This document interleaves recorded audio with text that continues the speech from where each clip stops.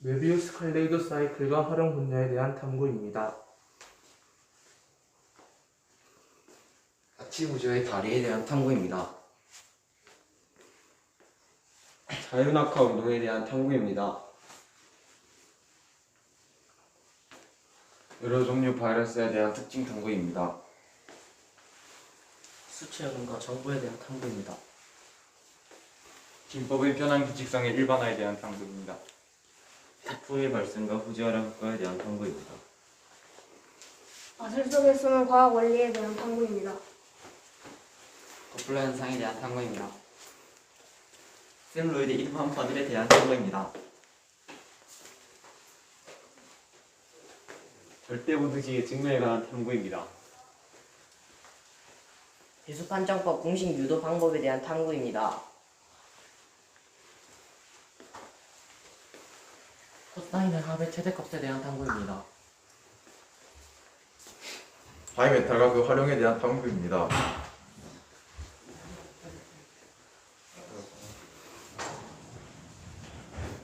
물의 온도와 염분에 따른 굴절의 변화에 대한 탐구입니다. 삼각형의 카르노 정리 증명 방법에 대한 탐구입니다.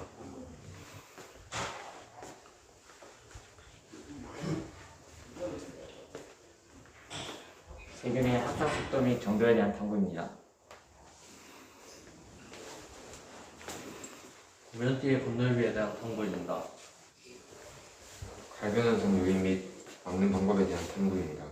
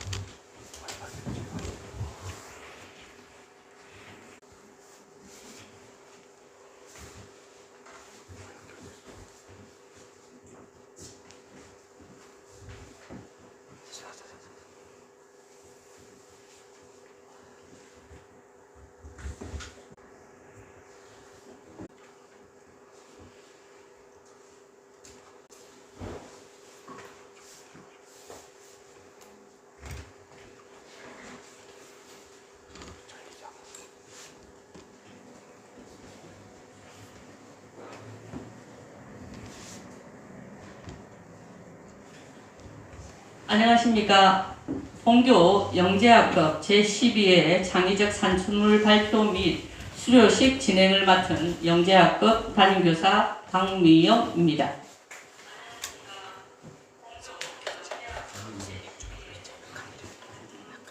차가운 바람에 날리는 낙엽은 벌써 가을을 지나 겨울이 성큼 다가오고 있음을 느끼게 합니다.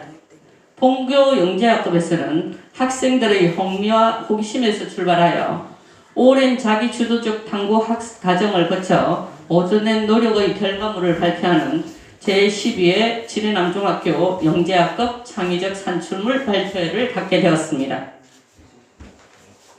먼저 지난 시간을 돌아보는 동영상을 보겠습니다.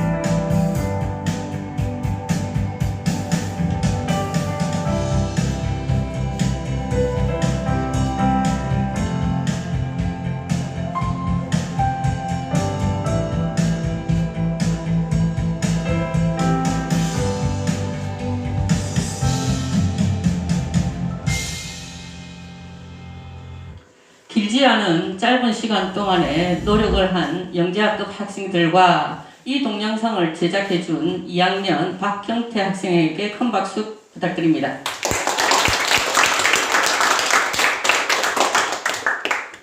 그럼 지금부터 각 조별로 준비한 창의적 산출물 발표를 하겠습니다. 한 조 한 조 끝날 때마다 큰 박수 부탁드립니다. 먼저 1조가 발표하겠습니다. 1조 앞으로 나옵니다.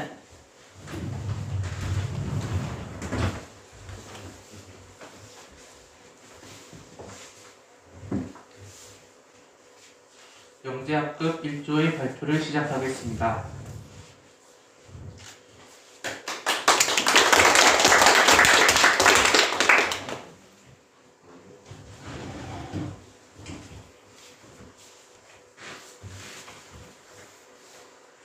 메비우스 칼레이도 사이클과 그 활용 분야에 대한 탐구를 발표하게 된 기관입니다. 첫 번째로 탐구 동기입니다. 최근 수학자와 과학자가 칼레이도 사이클과 메비우스의 특징을 함께 가지고 있는 메비우스 칼레이도 사이클이라는 도형을 만들어냈습니다. 기존 칼레이도 사이클의 단점을 보완하여 다양한 활용 분야에 대한 탐구를 해볼 수 있습니다. 두 번째로 선행 탐구입니다. 칼레이도 사이클은 아름다운 모양의 골이라는 뜻으로 3연체 유닛 여러 개가 연결되어 안쪽에서 바깥쪽으로 뒤집으면서 돌릴 수 있습니다. 세 번째 탐구 내용입니다. 메비우스 칼레이도 사이클은 칼레이도 사이클의 3연체 개수를 무한대로 늘리면 유닛 연결 각도가 90도보다 작아지면서 메비우스의 띠처럼 꼬인 모양의 메비우스 칼레이도 사이클이 만들어집니다. 이 도형은 여러 방면에서 활용이 가능합니다. 첫 번째 활용 분야는 우주선의 태양광 패널입니다. 메비우스 칼레이도 사이클을 이용하여 부피를 작게 만들어 더 효과적으로 태양광 전지 패널을 제작할 수 있습니다. 두 번째 활용 분야는 자동 추진 잠수함의 프로펠러입니다. 도형이 뒤집히면서 물을 원하는 방향으로 밀어내 잠수함의 프로펠러로 사용할 수 있습니다. 세 번째 활용 분야는 로봇팔과 인공기관의 연결 부분입니다. 메비우스 칼레이도 사이클은 여러 개의 힌지로 이루어져 있어 높은 자유도를 가지기 때문에 로봇의 관절로 사용하면 자연스러운 움직임이 가능합니다. 마지막으로 결론 및 소감입니다. 칼레이도 사이클의 각도와 3연체 개수를 바꾸면 3번 꼬인 모양의 메비우스의 띠 모양이 나타나고 그 도형의 특징을 활용하여 여러 분야에 활용할 수 있습니다. 메비우스 칼레이도 사이클의 높은 자유도를 활용하여 앞으로 무궁무진한 발전을 통해 여러 곳에 활용될 수 있다는 것에 매력을 느꼈고 더 탐구해보고 싶었습니다.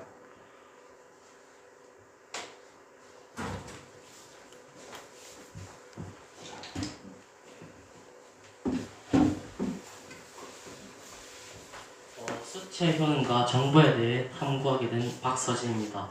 우선 첫 번째 탐구 동기는 영재학급 산출물 주제에 대해 생각하다 너무 어려운 것이 아닌 우리 주변에 있는 것을 주제로 삼아 산출물을 제작하여 보자 생각하여 주변을 둘러보다 거실에 놓여있는 수출보 산출물 주제로 삼게 되었습니다. 두 번째 선행 탐구입니다. 수치란 목재의 공기의 공급을 차단하고 가열하거나 또는 공기를 아주 적게 하여 가열하였을 때 생기는 고체 생성물을 말합니다. 수체 종류에는 검탄, 백탄, 활성탄, 열탄 등이 있습니다. 수체 효능에는 이렇게 5가지가 존재합니다. 저는 수체 제습 효과를 증명하기 위해 첫 번째로 2개의 상자에 분무기를 뿌리고 습도를 측정했습니다. 그 다음 한쪽에는 숯을 넣고 다른 한쪽에는 숯을 넣지 않았습니다. 그 다음 덮개를 덮고 덮개를 한 뒤 10분 후 습도를 측정했습니다. 결론은 숯을 넣지 않은 상자의 습도보다 숯을 넣은 쪽의 습도가 더 낮아졌습니다. 그러므로 숯은 제습 효과를 지니고 있었습니다. 마지막으로 소감입니다. 우리의 삶에 도움을 주고 이로운 숯에 대해서 자유롭게 탐구하고 정보를 조사해보면서 그저 정해진 것을 그대로 배우는 것이 아닌 내가 원하는 것을 직접 찾아가며 공부하는 새로운 경험을 하게 된 유익한 활동이었습니다. 이상입니다.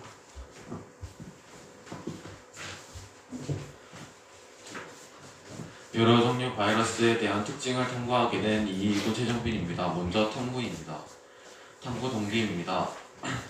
도대체 바이러스 정체가 무엇이길래 지구촌을 강타하고 있는 것인가, 백신이나 치료제로 전멸할 수는 없는 것인가에 대해 궁금해졌고, 나는 신약개발 연구원을 꿈꾸고 있어서 더욱 흥미가 느껴져 바이러스의 기원, 인체 감염 경로, 바이러스에 의한 전염병 등에 대해 탐구하게 되었습니다.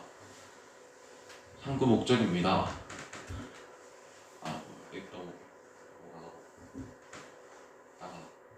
다음 탐구 내용입니다. 선행 탐구입니다. 지구에 있는 모든 생명체를 박테리아와 고세균, 진핵세포군의 3개의 영역으로 나눌 수 있습니다. 미생물은 박테리아, 고세균, 균류, 원생생물과 바이러스로 나눌 수 있습니다. 이 중 바이러스는 생물들보다 훨씬 작을 뿐 아니라 때로는 무생물의 특징도 보이곤 합니다.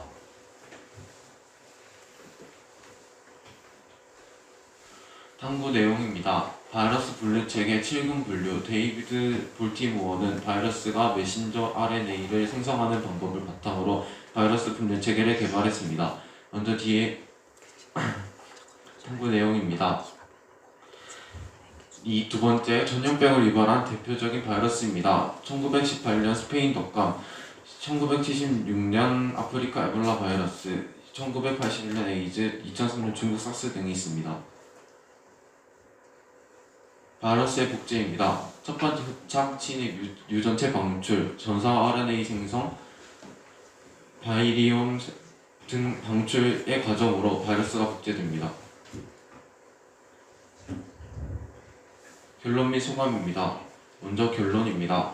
오늘날 신종 바이러스 전염병을 출현하는데 예측하는데 번번이 실패했습니다. 신종 바이러스가 언제 어느 지역에서 어떤 생물학적 경로로 출현할 것인지는 예측하기 어렵습니다.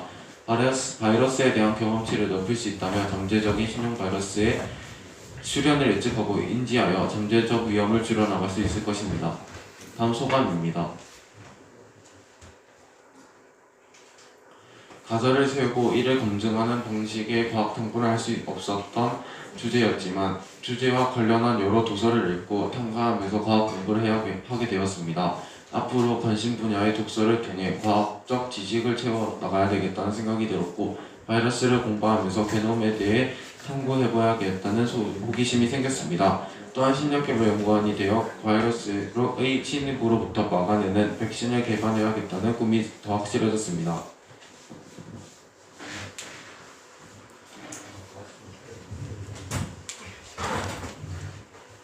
지금까지 1조의 발표를 들어주셔서 감사합니다.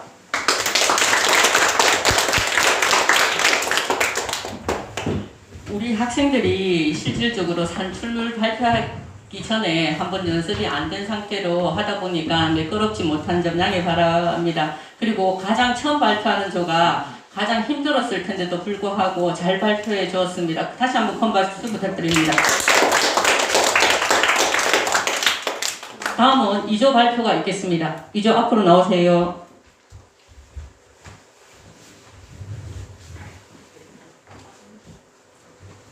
이조 영자급 산출물 주제 발표를 시작하겠습니다.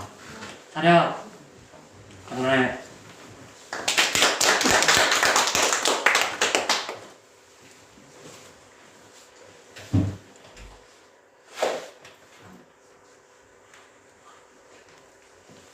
네, 저는 코사인의 합의 최대값에 대한 탐구를 하게 된 김준영입니다. 먼저 탐구 동기로 작년에 제가 코탄젠트의 합의 최소값에 대해서 탐구를 해본 적이 있습니다. 제가 처음에 삼각비에 대해서 접했을 때는 처음 보는 용어와 활용도 때문에 거부감이 있었는데 이 탐구를 하면서 관심을 가지게 되었습니다. 그래서 관심을 가지게 된 코사인의 합의 최대값에 대해서도 탐구를 해보고 싶어서 이 탐구를 하게 되었습니다.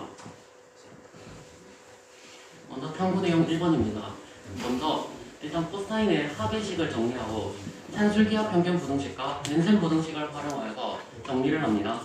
그리고 나서 1번 과정에서 정리한 식을 대입해가지고 코사인의 합의 최대값을 구합니다. 두 번째 방법으로는 제1 코사인 법칙을 활용하여서 A, B, C를 구하고 그리고 나서 1을 모두 더해가지고 정리를 하고 그래서 그래서 대소 관계를 비교했습니다. 결론으로는 코사인의 합의식을 정리하고 산술기하 평균 부등식, 젠센 부등식을 활용하였을 때 정리한 결과를 루트 3이 나왔습니다. 그리고 제1 코사인 법칙을 활용하여 A, B, C를 구한 후 식을 정리해서 대소 관계를 비교했을 때 결과로 루트 3이 나왔습니다. 따라서 코사인의 합의 최대값은 루트 3이라고 할 수 있습니다.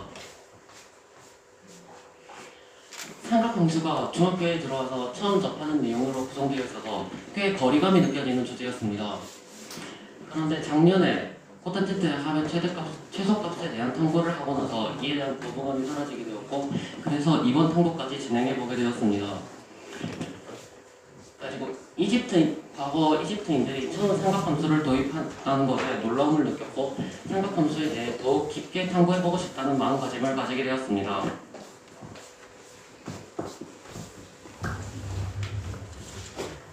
태풍의 발생과 후지하라 효과에 대해 탐구한 이적 형태입니다. 먼저 최근 각종 태풍들이 한반도를 강타하고 그 한반도를 강타하는 기사에 후지하라 효과라는 그 단어가 있어서 한번 탐구해보게 되었습니다.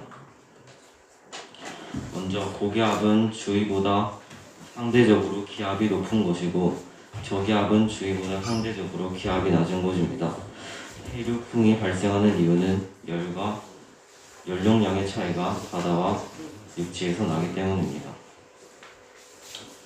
먼저 태풍의 발생에 대한 내용입니다. 적도 부근의 열대 지방은 고온 다습하여 불안정합니다. 따라서 종종 강한 스콜을 동반하게 되는데 이 스콜이 수렴 비율을 따라 적도 전선 부근에 쌓이게 되고 이 소용돌이들이 모여 열대 유란을 만들어내게 됩니다. 이 열대 유란은 발달하여 태풍이 됩니다. 그리고 태풍은 그 육지나 차가운 해수면에 닿게 되면 에너지와 수증기를 잃고 힘이 빠져 소멸하게 됩니다. 이거는 8월 27일 9시경 바비의 모습인데 한반도에 상륙한 후 급격하게 세력이 작아진 모습을 볼 수 있습니다.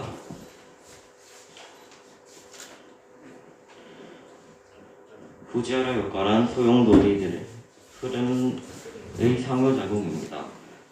후지하라 효과의 종류로는 6가지가 있습니다.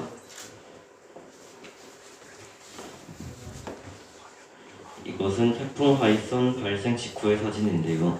이 두 태풍에 약 2000km 정도 떨어져 있어서 보통 후지하라 효과는 1000km에서 1500km 사이에 발생하지만 2000km가 있어서 잘 발생하지 않은 걸로 보이고 있습니다. 하지만 만약에 발생한다면 둘의 이동 경로가 비슷했기 때문에 따라가는 형, 시간을 기다리는 형, 지향형이 발생했을 것 같습니다.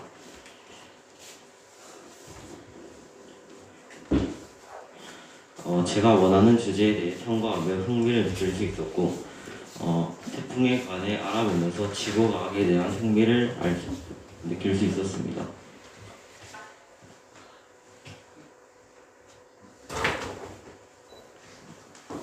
샘 로이드 이더판 퍼즐에 대한 탐구를 하게 된 이승현입니다. 탐구 동기입니다. 제가 지금까지 했던 연기 수업 중 가장 재미있었고 즐거웠으며 지루하지 않고 오히려 즐거움을 주었기 때문에 이 주제를 산출물 주제로 적게 되었습니다. 탐구 내용입니다. 샘 로이드 이더판 퍼즐 중 맞춰지는 경우와 맞춰지지 않는 경우에 대해 생각합니다. 샘 로이드 이동판 퍼즐에서 자신이 샘 로이드 이동판 퍼즐이 맞춰지는 것인지 맞춰지지 않는 것인지를 판별하는 방법을 찾습니다. 찾은 방법이 기본적인 4 곱하기 4에서 적용되는지 확인합니다. 찾은 방법이 2 곱하기 2, 3 곱하기 3 등에서도 작용하는지 확인합니다. 탐구 결과입니다. 퍼즐에 배열된 숫자마다 자신보다 자리값이 큰 위치에 있으면서 크기가 작은 숫자들의 1부터 15까지의 합을 x라고 합니다. 빈칸이 있는 세로들을 y2라 합니다.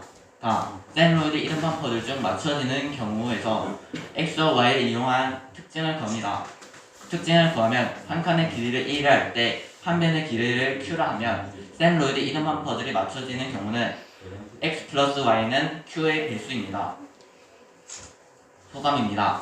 제가 직접 탐구하고 싶은 주제를 선정하여 제가 직접 탐구하는 모습이 너무 좋았습니다.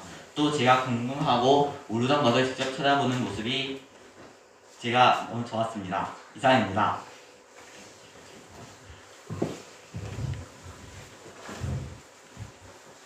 안녕하십니까. 도플러 현상에 대해 탐구하게 된 노준호입니다.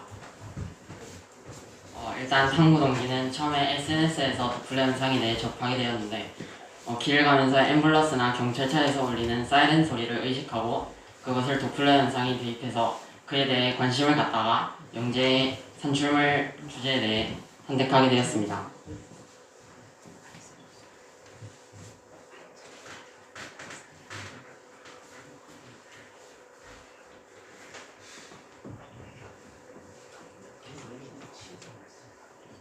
탐구 내용은 도플러 효과는 전자기파를 방출하는 물체가 관측자의 기준으로 가까워지거나 또는 멀어지는 운동을 할 때 관측자가 측정하는 전자기파의 파장이 실험실 파장과 달라지는 현상입니다.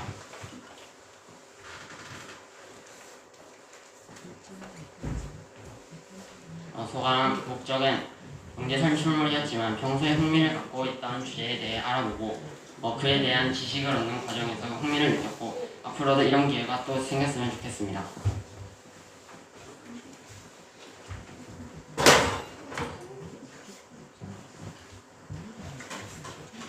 2조 발표를 들어주셔서 감사합니다.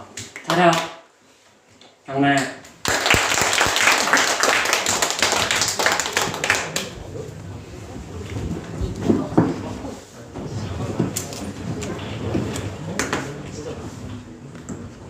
학생들하고 거기 한 주 한 주 발표 시간을 약속한 시간이 있었는데 생각보다 학생들한테 마이크를 전달하다 보니까 하고 싶은 얘기가 참 많은 것 같습니다. 그래서 양해해서 들어주시고요. 2조 발표 차분하게 참 잘했습니다. 다시 한번 큰 박수 부탁드립니다. 다음 3조는 선생님하고 약속한 시간을 지켜주기를 바라면서 3조 발표 있겠습니다. 3조 앞으로 나옵니다.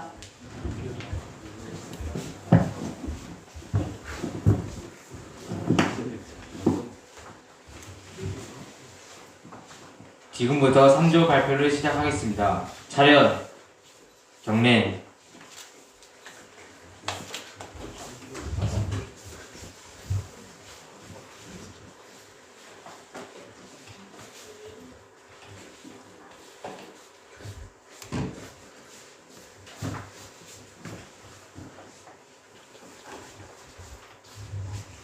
물의 온도와 염분에 따른 빛의 굴절의 변화에 대한 탐구를 하게 된 3조 강치훈입니다.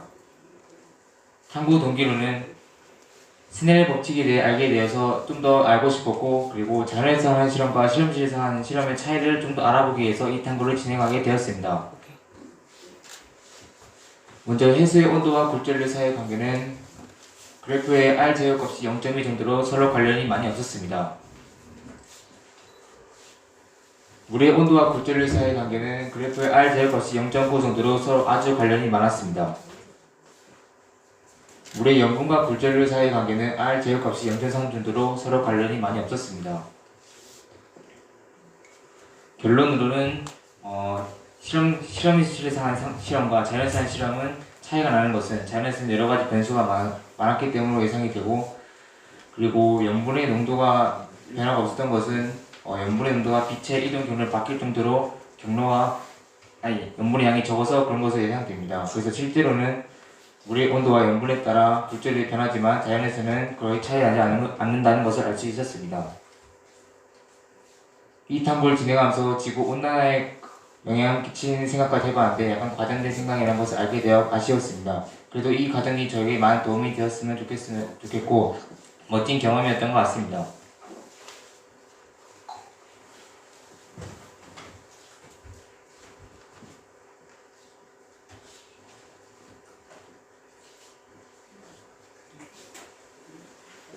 갈변 현상의 요인 및 막는 방법에 대해서 탐구한 정우선입니다. 탐구 동기는 제가 과일을 먹을 때 갈변 현상 때문에 먹기 불편했던 적이 있는데 이게 고민이어서 어떻게 하면 갈변 현상을 막을 수 있는지 직접 실험해 보았습니다.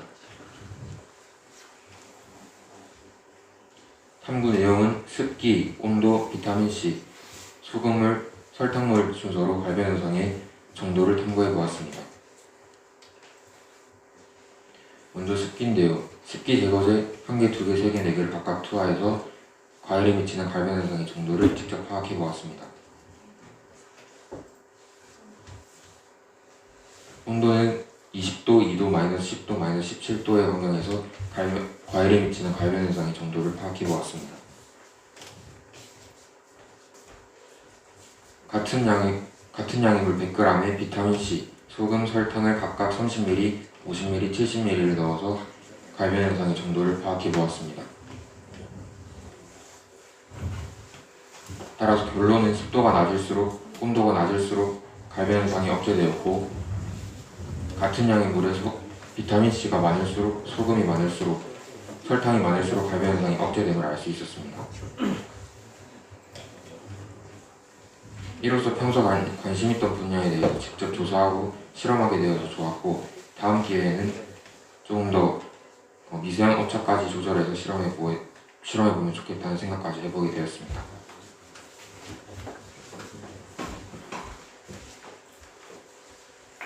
진법의 변환 규칙성의 일반화에 대한 탐구를 발표하게 된 최유찬이라고 합니다. 우선 탐구 동기입니다. 평소 휴대폰과 스마트폰을 많이 사용하는데 이 전자기기 안에서 0과 1만으로 모든 정보를 저장한다는 것이 정말 신기했고, 혹시 숫자를 표현하는 다른 기수법이 있는지 궁금하여서 이 주제에 관해 탐구해보게 되었습니다. 선행 탐구입니다. 첫 번째로 진법의 의미입니다. 진법이란 우리가 수를 표현할 때 사용하는 기수법을 진법이라고 합니다. 그리고 진법에는 여러 종류가 있는데, 진법의 활용 분야는 이진법은 보통 컴퓨터에서 정보를 저장할 때 사용하고, 팔진법은 컴퓨터에서 이진법의 용량을 줄일 때 사용합니다. 또한 10진법은 사람들이 보통 수를 셀 때 사용하고, 12진법은 주로 날짜나 시간을 셀 때, 16진법은 컴퓨터 전문학에서 수를 나타낼 때, 60진법은 고대 바빌로니아에서 사용된 것입니다. 탐구 내용입니다. 진법의 변환 규칙은 3가지를 알아보았는데, 첫 번째로 10진수를 2진수로 변환하는 것입니다. 우선 10진수를 나누어지지 않을 때까지 2로 무한히 나눠 나머지가 있을 때는 1, 나머지가 없을 때는 0으로 치환하여 순서대로 나열하면 10진수를 2진수로 변환한 수가 됩니다. 두 번째로 10진수를 8진수로 변환한 수입니다. 10진수를 8진수로 변환할 때는 위에 10진수를 2진수로 변환하는 법을 첫 번째로 한 뒤 그 수를 3자리씩 끊어서 그 3자리마다 8진수로 변환하면 10진수를 8진수로 변환한 것이 됩니다. 세 번째로 10진수를 16진법으로 변환하는 것인데, 이때는 위에 동일한 과정을 한 뒤 3자리가 아닌 4자리씩 끊어서 각각 16진수로 바꾸면 10진수를 16진수로 변환한 규칙이 완성됩니다.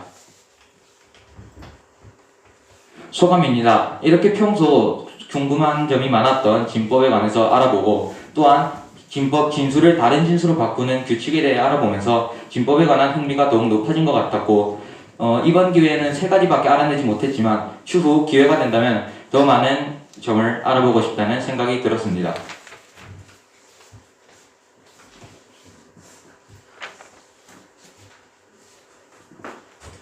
안녕하세요. 저는 마술 속의 숨은 과학 원리에 대해 탐구하게 된 이정준입니다. 제가 이 주제로 탐구하게 된 동기는 어릴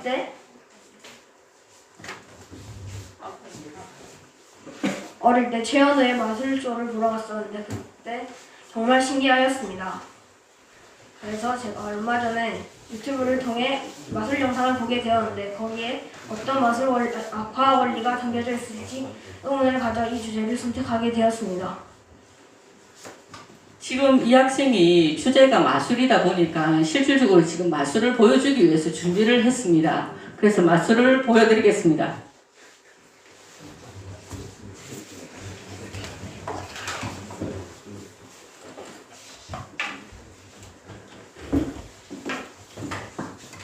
오른쪽에 있는 것은 그냥 물이고요. 여기 왼쪽에 있는 것은 소금물입니다. 제가 한번 여기에 메추리알을 넣어보도록 하겠습니다.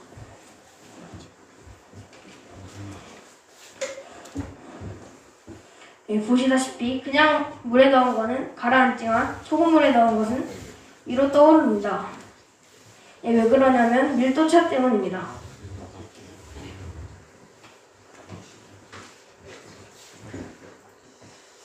네, 제가 평소에 관심이 많던 마술에 대해 알아보는 계기가 되어서 좋았고요. 직접 맛을 해보고 그 안에 담긴 과학 원리를 찾아보아 재미있었습니다. 감사합니다.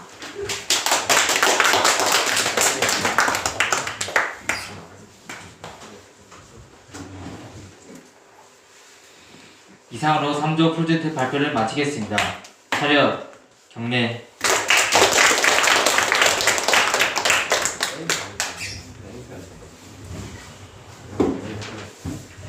저기 힘들게 마술을 보여준 친구가 저는 이영걸 마술사가 순간적으로 왔다 갔는 줄 알았습니다. 어쨌든 고생 많았습니다. 다시 한번 큰 박수 부탁드립니다. 다음은 많이 기다리신 4조 발표가 있겠습니다. 4조 앞으로 나옵니다.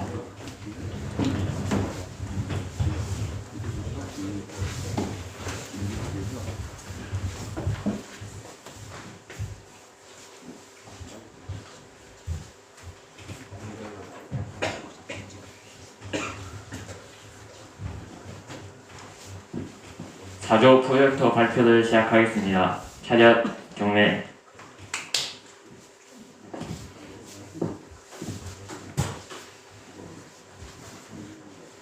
저는 세균의 확산 속도 및 정도에 대한 탐구를 한 문민준이라고 합니다.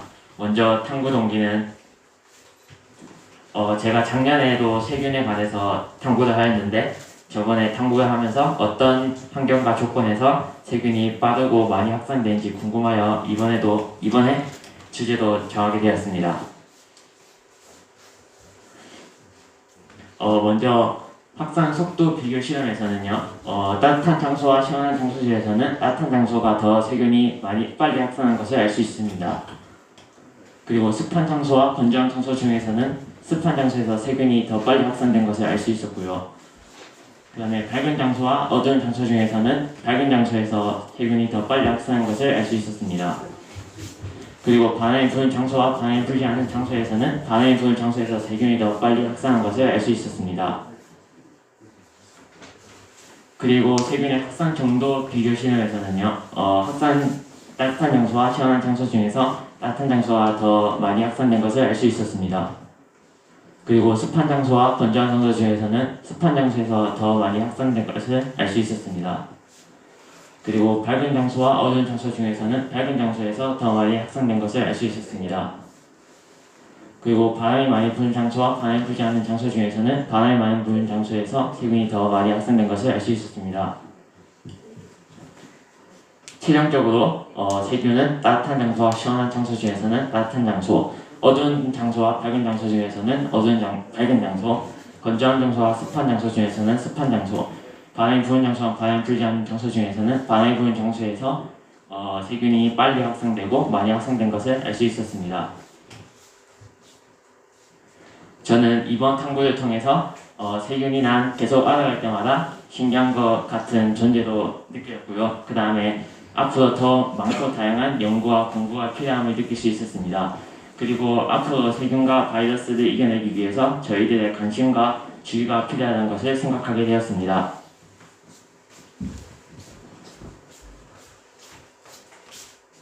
절대부등식에 대해 탐구하게 된 이유빈이라고 합니다. 먼저 탐구 동기입니다. 제가 수학 문제를 풀면서 절대부등식을 많이 이용했는데 이 절대부등식의 증명 과정을 인터넷에서 한번 보고 흥미가 생겨 직접 탐구해보게 되었습니다. 다음으로 선행 탐구입니다. 먼저 절대부등식이란 문자를 포함한 부등식에서 그 문자가 주어진 정의역 안에서 어떤 값을 가지라고 성립한 부등식입니다. 이렇게 두 가지의 부등식을 조사하였고요. 먼저 선술기하 평균 부등식, 이런 형태인데 삼각형의 사용을 이용해 증명해보았습니다. 다음으로 산술기하 평균 부등식의 전체 형태인데 이를 수학적 기납법으로 모든 수에서 증명하였습니다. 마지막으로 내집 부등식을 T2의 도움 정리를 이용하여 증명하였습니다. 마지막으로 평소 소감인데 평소 사용하던 절대부등식을 직접 증명한 과정에서 절대부등식을 더 이해할 수 있었고 직접 증명한 과정이어서 더 의미 있었던 것 같습니다.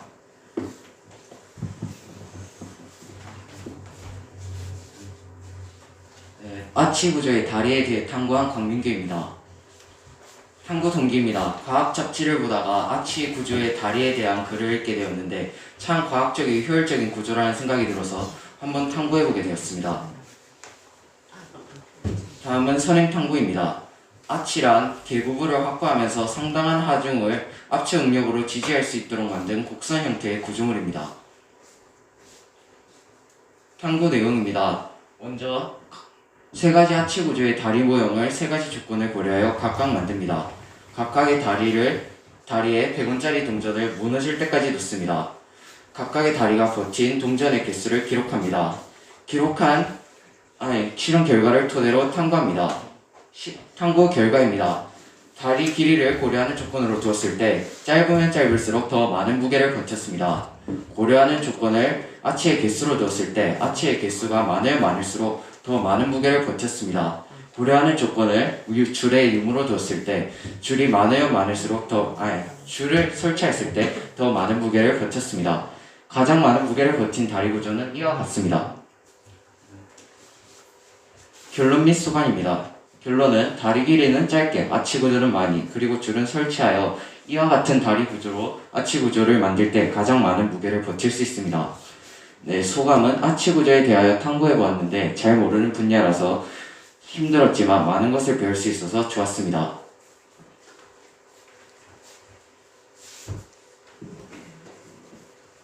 저는 삼각형의 카르노 정리 증명 방법에 대해서 탐구한 오세훈이라고 합니다. 카르노 정리의 증명을 통해 카르노 정리의 증명을 하는데 필요한 다른 정리들을 잘 이해하고 공부하고자 이 탐구를 계획하였습니다. 일단 일반적인 삼각형에서 카르노 정리를 증명하는 방법은 여기서 그 수선을 각 변에 내립니다. 그러면 톨레미 정리를 적용할 수 있고 중점 연결 정리 또한 적용하여 식을 만들어낸 다음 세 식을 다 더하고 내저번과 삼각형의 넓이 공식을 이용하여 카르노 정리를 증명할 수 있었습니다. 다음은 직각삼각형의 카르노 정리 증명 방법입니다. 이것은 톨레미 정리와 중점 연결 정리를 활용하여 증명을 할 수 있었습니다. 둔각삼각형의 증명 방법인데요. 이것은 톨레미 정리와 삼각형의 넓이를 활용하여 증명을 할 수 있었습니다. 결론입니다. 카르노 정리는 톨레미 정리, 공원점의 성질, 중점 연결 정리, 내저번과 삼각형의 넓이 공식을 이용하여 증명을 할 수 있었습니다. 그리고 카르노 정리는 예각, 직각, 둔각 삼각형일 때 각각 공식이 다르고 증명 방법도 다르다는 것을 알게 되었습니다. 소감으로는 자기주도 학습을 하면서 새롭게 알게 된 정리는 증명을 통해서 자신의 것으로 만들 수 있다는 것을 알게 되었고 앞으로도 증명을 생활화하면서 제 수학 실력을 발전시키고 싶습니다.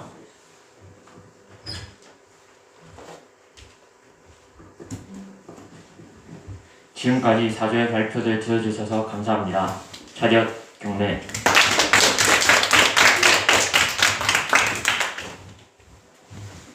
길지 않은 시간 동안에 그 산출물 자료집도 준비하고 포스터도 준비하고 발표까지 자료까지 정말 알차게 준비한 4조 학생들에게 다시 한번 큰 박수 부탁드립니다. 자, 오랜 시간 기다렸습니다. 마지막입니다. 5조 산출물 발표를 시작하겠습니다. 5조 앞으로 나옵니다.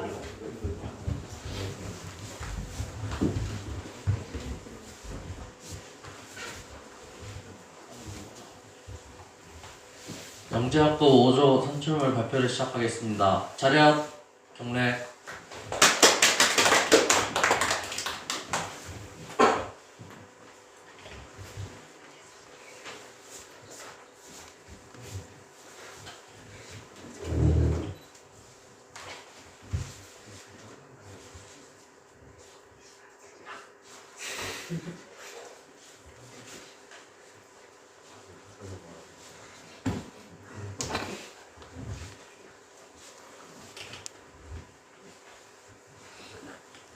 저는 구면띠와 건널비에 대한 탐구를 할 김경민입니다.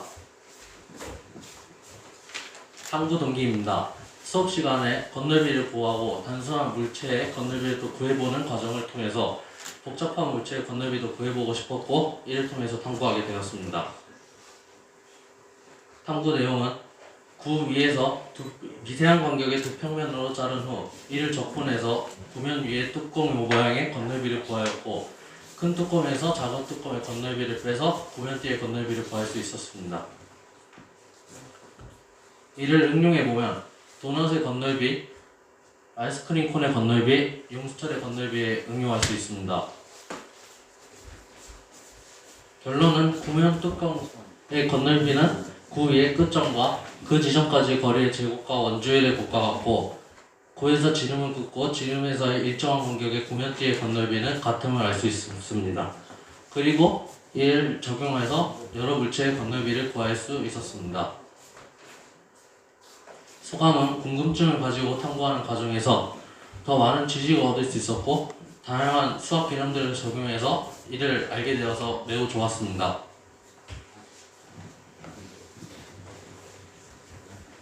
바이메탈과 그 활용에 대한 탐구를 진행한 오조여민입니다.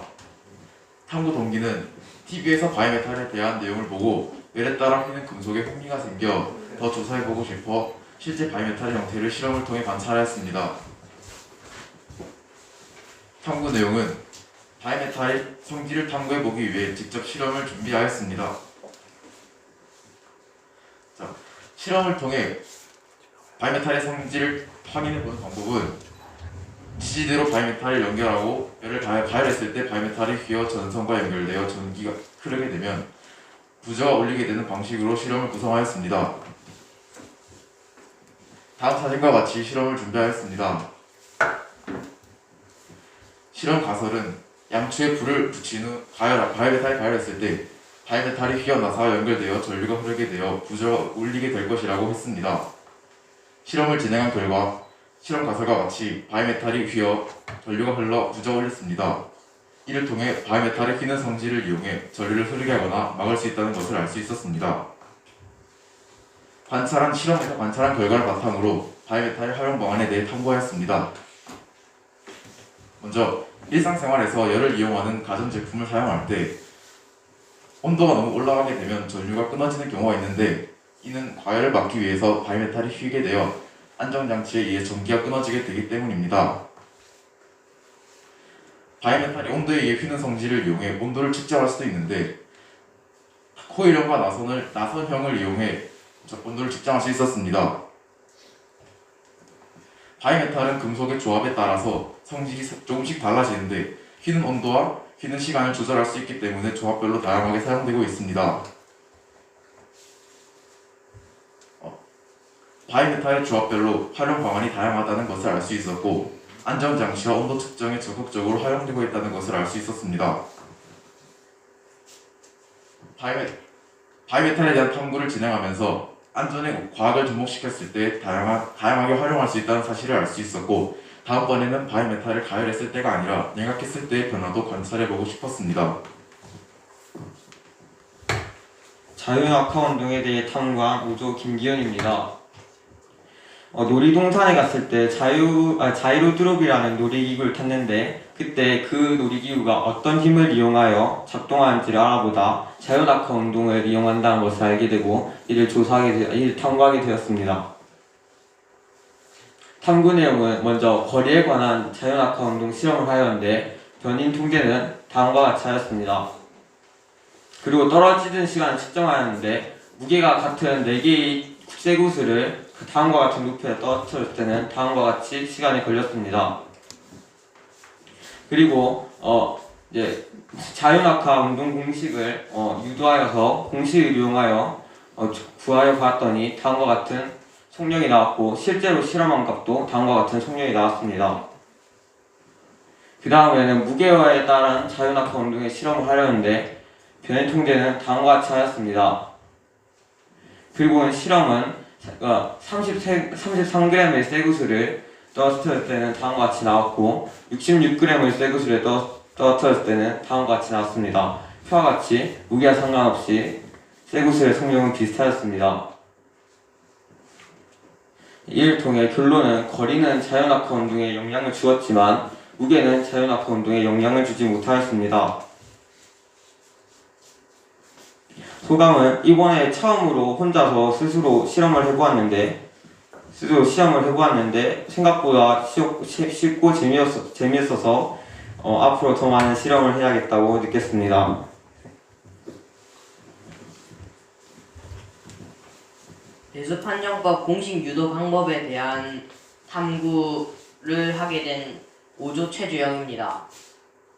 먼저 탐구 동기는 알고 있으면 편리한 배수판정법이란 공식이 어떻게 만들어졌는지도 모르고 외우는 경우가 있어서 어떻게 만들어졌는지 알아보기 위해 탐구를 진행했습니다.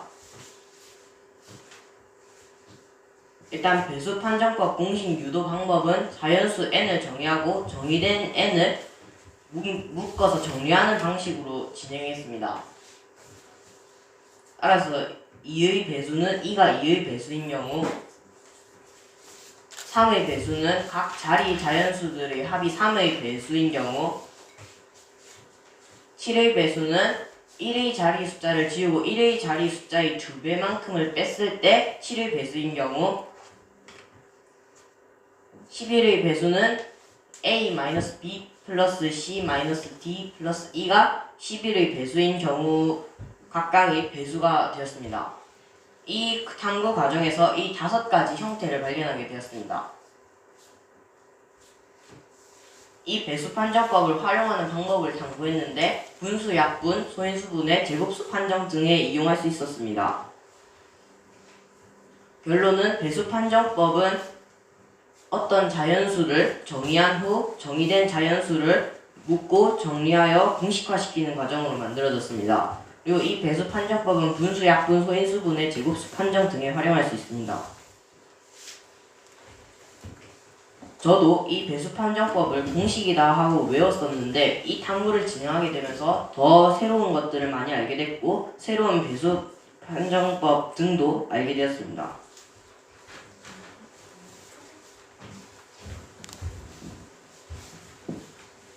이상으로 5조 프로젝트 발표를 마치겠습니다. 차렷 경례.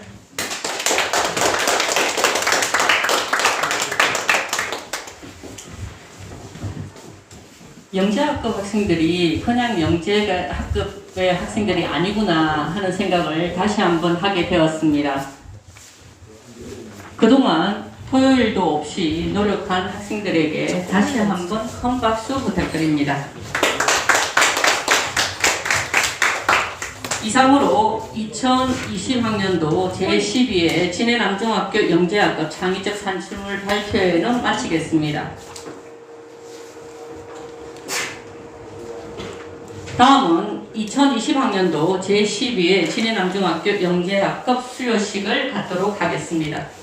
먼저 국민의례가 있겠습니다. 모두 자리에서 일어서 정면 국기를 향해 주시기 바랍니다.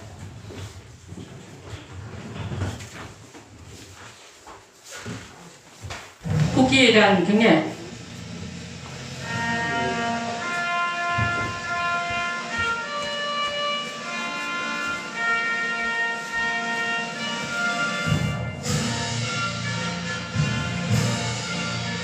나는 자랑스러운 태극기 앞에 자유롭고 정의로운 대한민국의 무궁한 영광을 위하여 충성을 다할 것을 굳게 다짐합니다.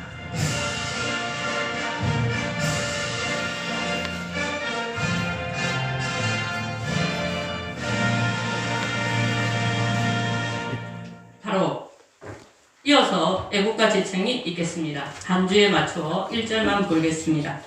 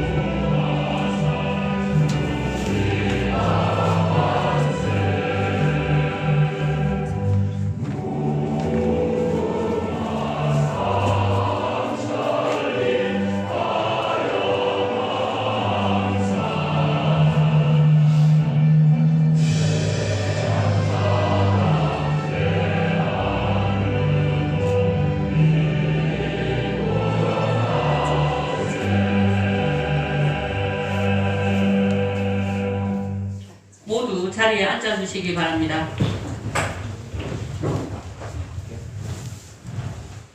다음은 2020학년도 영재학급 학사보고를 드리겠습니다.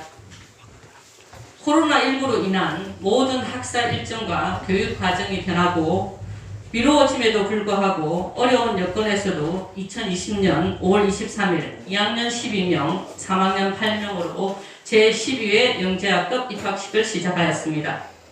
매년까지는 1박 2일의 오리엔테이션과 여름방학 영재 투어가 취소되고 매주 토요일 오전 오후 두 타임의 집중학습인 출석 수업으로 119시간의 교육과정을 짧은 시간 동안 진행하면서 힘들고 괴로운 일도 많았지만 자신의 미래에 대한 포부를 높이며 단체 생활과 인성교육 활동을 통하여 영재로서 가져야 할 바람직한 리더십과 심성을 기를 수 있었습니다. 이에 10월 17일 오늘 제12회 20명의 수료식으로 오늘까지 234명 수료하여 더욱더 성장하는 진해남중학교 학생이 되었습니다. 이상으로 학사보고를 마치겠습니다. 다음은 영재학급의 정과정을 성실히 이수한 3학년 김준영 외 19명의 수료증과 창의적 산출물 자료집을 김동욱 교장선생님께서 수여하시겠습니다. 학생 전체 일어서 전체 차렷 일동 경례. 김준영 학생 앞으로 나옵니다.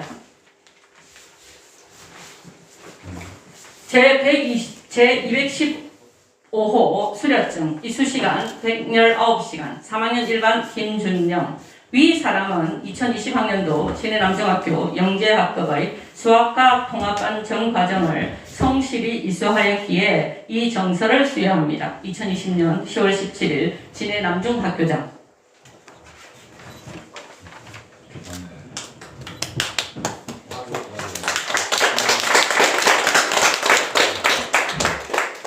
다음은 이름을 호명하는 학생이 차례로 나와서 수료증을 수여하겠습니다. 여민,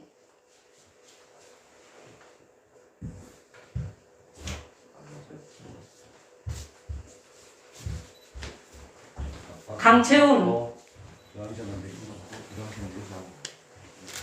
오세훈, 문민준,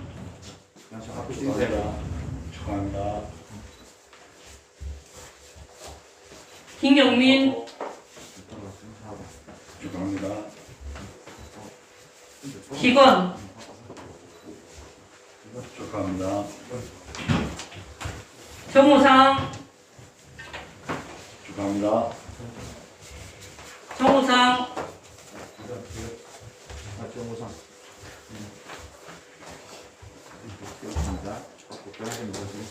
축하합니다. 기건, 축하합니다. 강민규,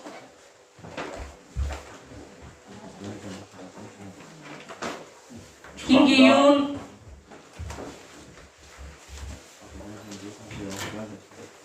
축하합니다. 최정진,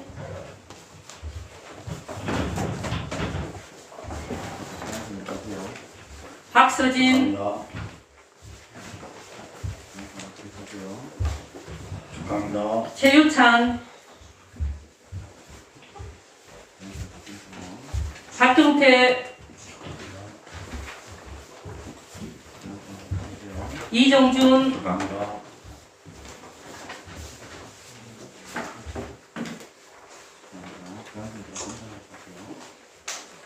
노준우,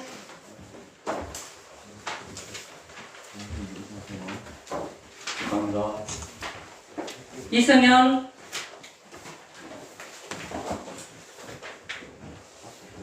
이유빈, 축하합니다.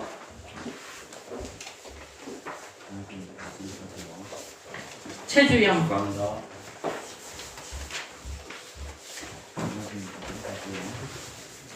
축하합니다. 다음은 영재학급 원장이신 교장 선생님의 회고사가 있겠습니다. 전체 차렷.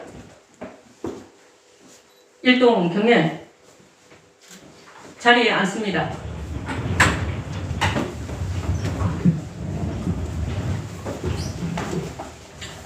먼저 코로나19 상황으로 인해서 학부모님을 직접 모시고 수료식을 할 수 없음을 안타깝게 생각합니다. 먼저 119시간 동안 또 그 이상의 어마어마한 노력과 인내로서 무사히 성공적으로 영재학급을 수료하게 된 20명의 학생들에게 정말 축하한다고 말을 전합니다. 또한 아울러 주말 학습에 있어서 우리 학생들을 학교에 보내주면서 많은 격려를 해주신 부모님께도 축하의 말씀을 전합니다. 무엇보다 우리 선생님들이 엄청난 노력과 고생을 많이 하셨습니다. 특히 담임선생님이신 수학 강명 선생님의 노력은 여러분들이 아마 스스로 잘 알고 있을 겁니다. 뿐만 아니라 수학에서 또 과학에서 많은 노력을 해주신 선생님들께 정말 감사를 드립니다. 오늘 수료식에서 꼭 해주고 싶은 이야기는 두 가지입니다. 영재학급의 역사를 한번 생각해 보면 2001년쯤에 영재교육진흥법이 시작되면서 우리 가까이에는 진해교육청 영재교육원이 2003년도에 문을 엽니다. 본교는 2007년도에 경상남도 교육청에서 영재학급 응모를 했고, 그래서 2008년도에 제1기를 모집해서 그때부터 수료식을 가지고 오늘 12회 수료식에 이르게 됐습니다. 그동안에 영재학급을 나온 학생들은 매년 3에서 6명 정도 과학고등학교를 계속 진학을 했고, 그 선배들이 연구원에서 또 카이스트에서 박사를 마치고 또 서울대학에서 교수를 하면서 단단한 영재로서의 그런 능력을 발휘를 했고, 지금까지도 과학과 수학에서 상당한 노력을 하고 있습니다. 2019년도에는 본교가 영재학교 출신 학생들을 포함해서 6명이 과학고등학교에 진학을 하다 보니까 경상남도에 200여 개 고등학교, 중학교 중에서 과학고등학교 진학이 9위 정도의 어마어마한 능력을 갖는 그런 기회를 갖습니다. 영재교육을 통해서 영재를 3% 정도 이상을 목표로 해서 영재교육을 시키려고 하는데, 본교에서는 영재교육 수혜자가 50명 가량 됩니다. 교육청 영재교육원, 고등학교 영재교육원, 대학까지 포함해서, 그래서 본교는 한 7% 정도가 영재교육을 받고 있다고 생각하시면 되겠습니다. 자, 끝으로 이제 오늘 수료하면서 앞으로 여러분들의 꿈을 좀 더 멋있게 이루기 위해서 세 가지를 교장선생님이 당부를 합니다. 먼저 첫 번째는 여러 사람들과 잘 어울릴 수 있는 정말 인간성 좋은 학생이 되어달라, 이렇게 이야기를 하고, 두 번째는 정말 여러분이 판단해야 될 많은 순간들이 왔을 때 현명한 판단을 할 수 있는 지혜를 갖추어 달라, 이렇게 이야기를 하고, 세 번째로 인간성도 좋고 지혜도 좋으면 용감하게 실천할 수 있는 그런 능력을 갖추어 달라고 부탁을 합니다. 다가오는 여러분의 시대에 대한민국을 위해서, 지역사회를 위해서, 또 여러분 자신과 여러분의 가정을 위해서 새로운 가치를 창출할 수 있는 많은 노력들을 해주기를 당부합니다. 이상입니다. 전체 차렷. 일동 경례. 다음은 3학년 오세훈 학생의 영재학급을 돌아보는 소감문 발표가 있겠습니다. 오세훈 학생 앞으로 나옵니다.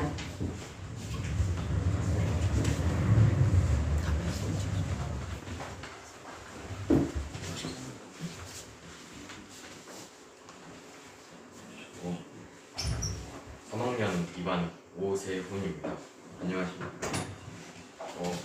이번 코로나19 사태로 1박 2일 오리엔테이션도 하지 못했고 영재 투어 또한 하지 못해 아쉬움이 정말 큽니다. 저번에 영재학급을 할 때 1박 2일 오리엔테이션이나 영재 투어에서 꽤나 많은 것을 얻어갔었는데 안타까운 마음뿐입니다.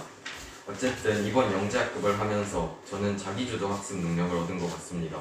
스스로 연구하고 탐구하고 공부해보면서 성실하고 자율적으로 탐구하는 것에 대한 즐거움을 깨달았으며 이런 활동을 통해 저의 수학, 과학 탐구 능력을 향상시키는 데 큰 도움이 되었던 것 같습니다.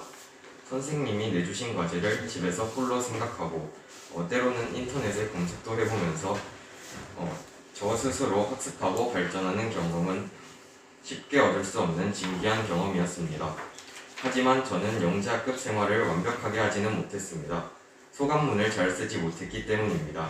지금 되돌아 생각해보면 소감문을 근면성실하게 꼬박꼬박 잘 썼다면 더욱더 많은 발전을 할 수 있었을 것입니다. 그것이 조금 아쉽기는 하지만 지나간 시간을 후회하고 책망해도 변하는 것은 없기에 저는 앞을 보고 한 발 걸어 나가려고 합니다.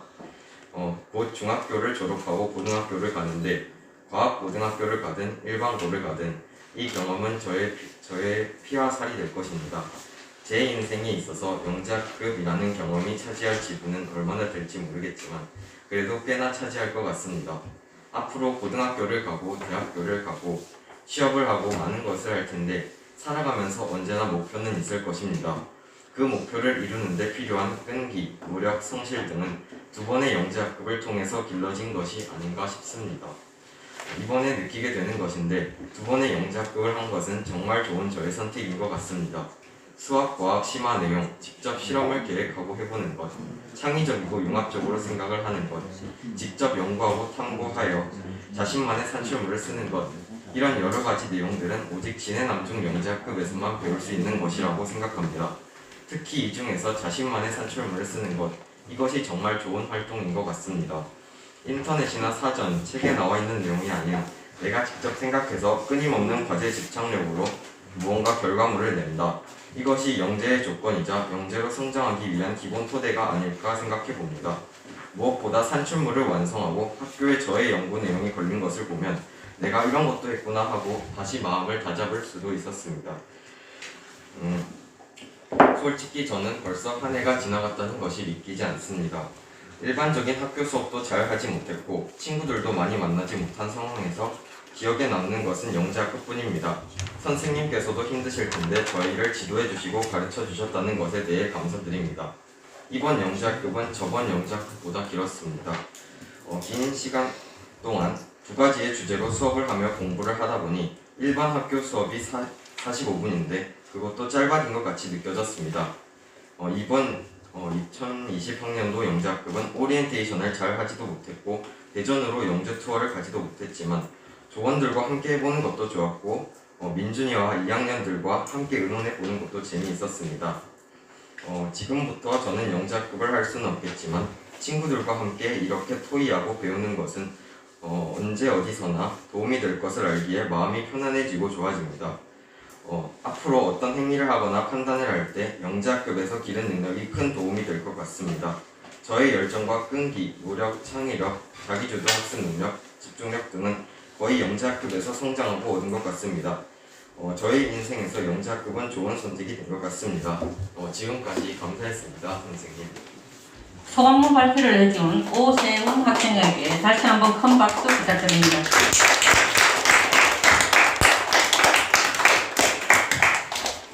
다음은 교가 제창이 있겠습니다. 학생 전체 일어서.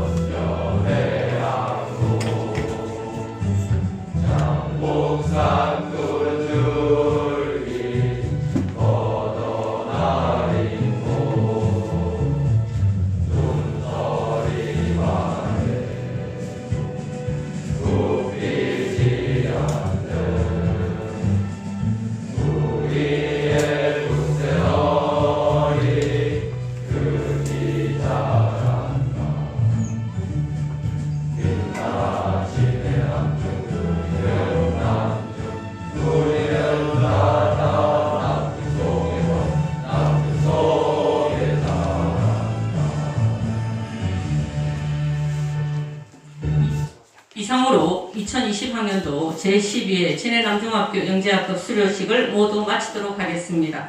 전체 차렷, 일동 경례, 자리에 앉습니다.